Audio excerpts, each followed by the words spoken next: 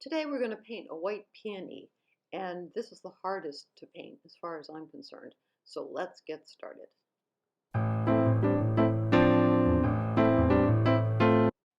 All right, this is speeded up. I think this is four times as fast as I usually paint. It might be 8 times as fast. I can't remember. But anyway, it is a speeded up version. If you want to slow it down and you're on YouTube, touch the screen and 3 dots will appear on the upper right hand side and you can slow it down or speed it up if you want to go even faster. So what we're doing here is we're starting with a triad. The triad is Naples yellow, a rose, a permanent rose, and a cerulean blue. And the reason for this is because the peony is white, and in order to make white, in watercolor you don't have white paint. You have the white of the paper, of course, but you don't have white paint. So in order to make something appear to be white, I use the 3 primary colors in order to do it. So that's what's happening here. I'm pointing because for my own self as well as for you, what I'm doing is I'm putting in my dark whites. And on the photograph, they sort of appear gray.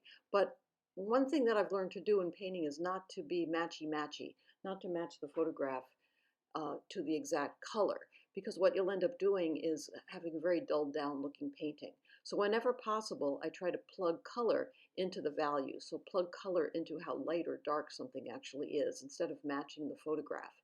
So as you can see, if you squint and look at the darker shapes on that peony, you can see that that's what I've now filled in using those 3 colors.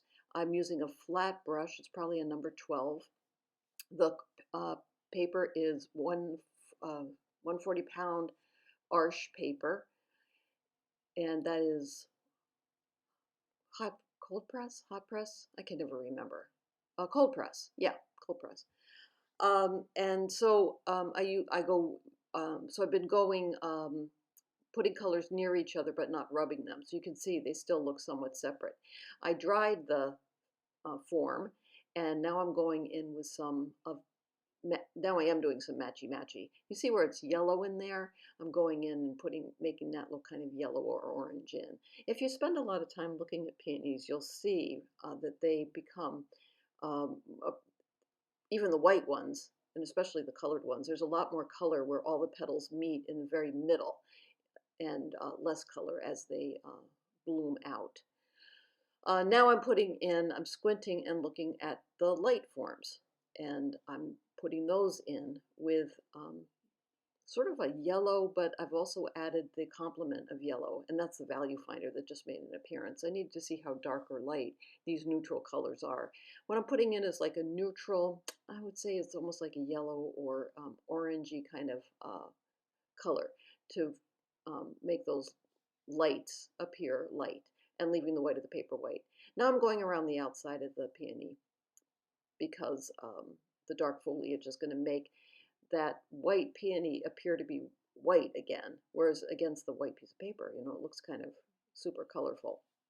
Now in a while, I am going to draw back because when you're right on top of a painting, you find it looks a certain way. Some people stand and paint and they'll walk forward and backward a lot of the times. I don't do that, I sit, but it is real important every once in a while, especially if I dry it, I might stand up and take a look at it, because when you're right up close to it, things tend to look flatter than when you move away from them. And I'll show you that in a minute. Now I dry everything, and so that was sort of the first layer of all the different colors. Now I'm going over it with a value finder, and I'm seeing that everything looks very similar in value, which is fine. I mean, you can see there are lots of different colors, but not lots of different values. I mean, not a lot of different darks and against lights. So now I'm going back in and reinforcing those darks that I put in at the very beginning. I'm making them darker, and I'm using probably a cerulean blue and some sort of rose as well. And I know it looks really dark, but when the painting shapes up near the end, it won't look as dark as it does right now. Also remember, watercolor always dries lighter than it appears when you first put it down. There's something else I was thinking of too. Well, it'll come back to me. Oh well.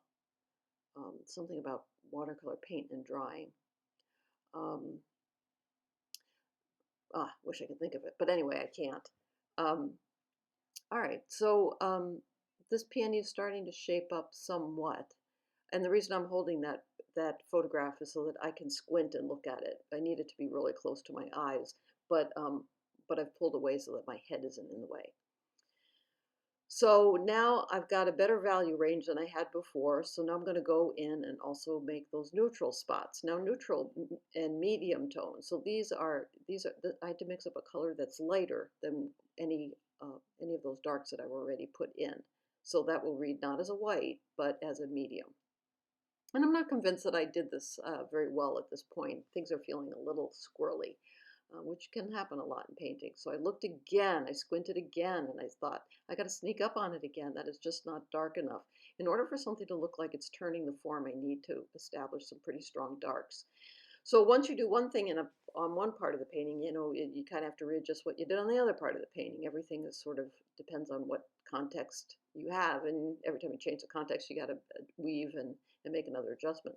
So I made the outside of the foliage darker again. And I think it's a little bit more impactful. What it's doing is it's making the dark shapes look darker and the white shapes look whiter. Oh, I finally did remember what I was saying. What I was going to say was this is really a demonstration of how to look at an overall form and break it down into its component value shapes. I'm not painting this petal by petal. I'm painting it value shape by value shape. And so now I pulled the camera away and you can see that it has more of a form than it did when I was right on top of it. I also like to paint using as few strokes as possible and with a very loaded brush. And that's just a personal choice of mine. See, when you pull away, it starts to look a little bit more puffy and rounded. And I thought that I was done here, but I'm not. I went away, and this often happens in painting. One reason is because as I said, the paint dries lighter. And it can also happen just because you have time to reflect and decide that maybe things aren't quite where you want them to be. So I came back and I thought, I still haven't achieved the value range that I want to get. I'm going darker. So this is Prussian blue and a little bit of indigo going in. So I'm going a whole step darker than where I was before, just to add a richness. And again, what I'm doing is I'm using color and trying to push color in a sense. Trying to push color, whereas I could have matched everything to being gray, and it would have been, it's not about creating something accurate as much as what I want to do is sort of create the feeling of a peony, that explosion of color. And when you look inside a white peony especially, you could just see a whole rainbow in there. Now, the reason that I picked this white peony to paint and to paint a little slower in front of you is because I think the white peony is the hardest one to paint. It's much easier to paint the pink ones, the yellow ones, and the red ones because you can see the value shapes better. But what I find with a white peony is you kind of have to sneak up on those dark shapes, because if it gets too dark, then it won't read as white anymore. So they are a particular challenge, but I enjoy them. And so that's why I chose to do this today. I would have done it live, but I couldn't figure out how to do that on YouTube. Or rather, I did figure it out somewhat, but I wouldn't be able to answer your questions at the same time. And also there seems to be some sort of delay that if you post it, it'll not show up for like hours later. And I thought, well, that's just not going to work. So I tried to do a demo where you could participate with me, but I just wasn't successful at it. I'm not giving up on that idea. I'm still going to try to do it, but I'm just not sure that YouTube is going to be the best choice of where to do it.